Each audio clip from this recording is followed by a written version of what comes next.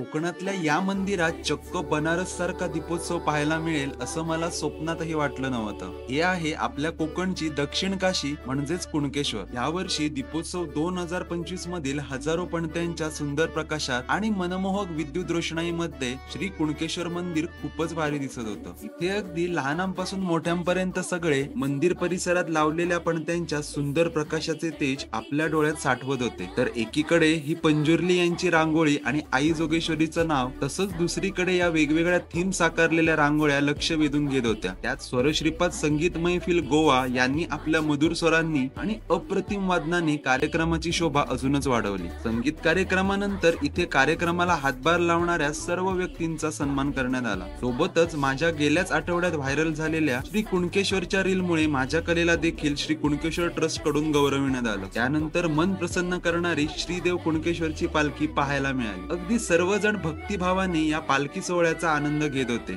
मला हा अद्भुत सोहळा आवडला असेल तर कमेंट करा जय श्री कुणकेश्वर, आणि अजून भन्नाट व्हिडिओसाठी चला जाऊला नक्की फॉलो करा।